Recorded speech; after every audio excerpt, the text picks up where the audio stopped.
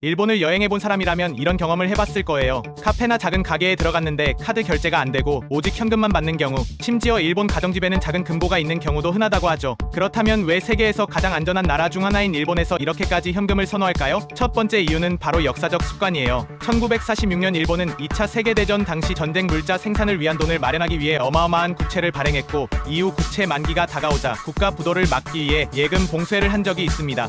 정부가 국민들이 은행에 예치해놓은 돈의 입출금을 막아버린 뒤 이후 세금 및 재산세라는 명목으로 최대 90%에 달하는 국민들의 돈을 그냥 빼앗아가버린 사태가 벌어진 것이죠. 그래서 그 이후 정부도 은행도 믿을 수 없는 일본 국민들이 집에 금고를 두면서 그 안에 현금을 쌓아두는 일이 벌어진 것입니다. 또한 장기 불황으로 은행 이자가 낮아지면서 현금을 갖고 있는 경우도 늘어났으며, 거기다가 개인정보 유출과 보안에 민감해지면서 카드 결제도 꺼리게 됐죠. 일본은 과거부터 현금을 직접 주고받는 문화가 뿌리 깊게 남아 있습니다. 특히 엔화는 세계에서 위조가 가장 어렵고 신뢰도가 높은 화폐 중 하나라서 사람들은 돈 자체를 안전하게 여깁니다. 게다가 일본은 은행 시스템이 안정적이지만 1990년대 버블 붕괴와 금융위기 이후 은행에만 의존하지 말자라는 생각이 사회 전반에 퍼졌죠. 두 번째 이유는 자연재해입니다. 지진, 태풍, 쓰나미 같은 재해가 잦은 일본에서는 전기나 인터넷이 끊기면 카드나 모바일 결제가 무용지물이 됩니다. 이럴 때 즉시 사용할 수 있는 건 역시 현금뿐이죠. 그래서 비상용으로 수십만 엔 이상을 집 금고에 두는 게 흔한 일입니다. 세 번째는 세대 차이예요. 젊은 세대는 전자결제에 익숙하지만 일본 인구의 절반 가까이가 50대 이상 고령층입니다.